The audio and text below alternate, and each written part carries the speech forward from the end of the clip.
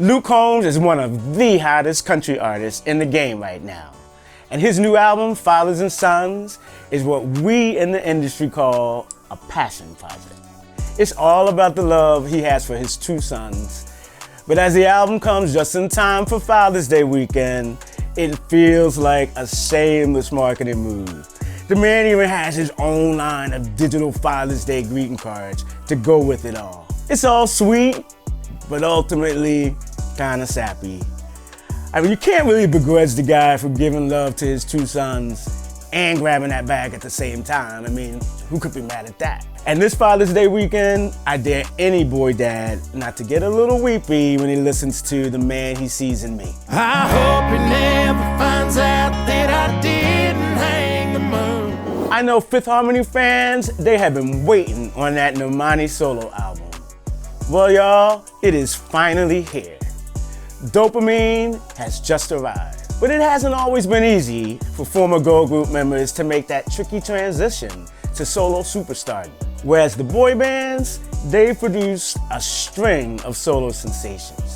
You go all the way back to Michael Jackson. He broke away from his brothers in the Jackson 5 and became the king of pop. And then you got Justin Timberlake, who pretty much left NSYNC in his dust. Most recently, there's been Harry Styles, going all the way up after One Direction. But the list of girl group alums who have stepped into solo stardom, at least solo superstardom, is much shorter. Here's my all-time top 3.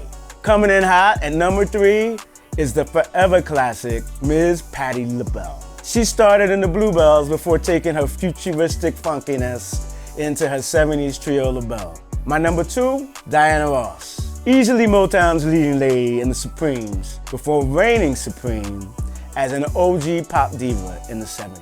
These are legends, but the number one for me and many of y'all is, of course, Beyonce.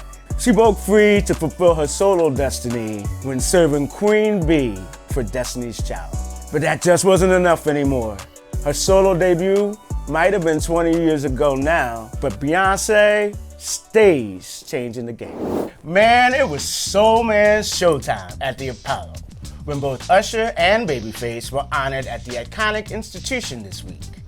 I was in the house up in Harlem as the legendary theater celebrated its 90th anniversary at its annual spring benefit. Joining me now is Page 6 host and 103.5 K2U radio personality, Astra. Thank you so much for having me. Yeah, of course. I will say I'm a little jealous that I didn't get the Apollo invite. Well, it kind of was the place to be, I'm not gonna lie. Tell me what happened that night. Well, we got obviously Babyface and Usher being honored. First up was Usher. And he got a dance tribute, which was dope because, you know, he's famous for all that fancy footwork. We all saw it at the Super Bowl this year. Mm-hmm. So that was great, and it was really lovely to hear him talk about how he used to watch Showtime at the Apollo with his grandmother. And he dreamed about one day getting a standing ovation on that stage. Which I'm sure he did. He got that and then some. So nostalgic. And then Babyface. I mean, you know, he's written and produced everyone, right? So they did like a hits medley. Wait, some let people me ask you rolling something. through. Yeah, let me ask you something. Sure. Do they still have that that log up on stage that They they rub? sure do. They sure do. And he was rubbing it after he got presented the award by Fat Joe, who I was actually sitting behind. Were you? So yeah. That's Wait, pretty cool. do you have any dirt, any tea to tell us? No, he was living. He was loving it. You know, he was just watching and enjoying it and vibing like all of us. So. But the performances were sick. They were great. I heard Avery Wilson was there. Yeah. You know, he's on the Wiz right now. Yeah, yes, so I he saw kind of him. like went uptown a little bit and did his thing there.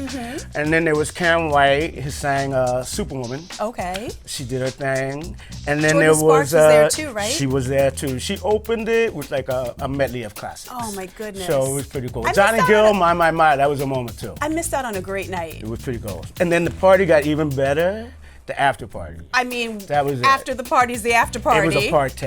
Okay, It was a party. who was DJing? D-Nice. Oh. I mean, the ultimate DJ, the hottest DJ on the planet, he was there. And who was emceeing? So he was emceeing. Big Daddy Kane came out for a little rap moment. It was cool. Oh, very cool. So Super wait, let me cool. ask something about D Nice, because Yeah. every time I see him, he always has a different hat. Yeah, you know, Was he we rocking, got the like- hat thing in common. He Yeah. kind of likes a different kind of hat than me. Let me but find it was out pretty that. cool. Did you get that from him, or does he get that from you? I think we're about the same age, so I'm not gonna say. Well, thank you so much for having me here, and I do want to say happy 90th to the Apollo. Happy 90th Apollo. I want to be at 91. Yes. You know what? My number one rule when it comes to covers is if you're gonna do it, you better bring it. And that's exactly what Ariana Grande does on her fierce flip of The Boy Is Mine. So much so that she got Brandy and Monica, you know, those divas that made that song the bomb back in the 90s. Well, they both appear in the new video. And you know what? Some covers are even better than the originals. They were so owned by the people who remade them. So this week's playlist, let's take a look at some of my all-time favorite covers. We gotta start with pretty much the best one of all time, Aretha Franklin, Respect. We gotta give all that R-E-S-P-E-C-T to Otis Redding for writing and originally recording the song that gave the Queen of Soul her crown. Next up, Ike and Tina Turner, Proud Mary. Creedence Clearwater Revival, they may have done it first, but Ike and Tina, they did it best. Donna Summer, MacArthur Park. Man, I don't think anybody will ever take disco to the park better than the queen of disco herself. Red Hot Chili Peppers, Higher Ground. You know, I love the Chili Peppers, one of my favorite rock bands. And even though nobody can out Stevie Wonder, you know, they brought their own special heat to this one. Jeff Buckley, Hallelujah. R.I.P. to that sweet angel who took Leonard Cohen's classic to the heavens. And next, Luke Combs, Fast Car. You know, sometimes a cover, what it does is expose and bring a song to a whole new generation. And that's exactly what Luke Combs did with this cover of the Tracy Chapman classic. Beyonce, Blackbird. You know it's got two eyes in that Blackbird. On her Cowboy Carter cover, she has 4 country singers, black female country singers, backing her up. And they make like Destiny's Southern job. And rounding things out, Whitney Houston, I Will Always Love You. Dolly's Dolly, and you know we got much love for her. But Whitney, she's the greatest voice of all.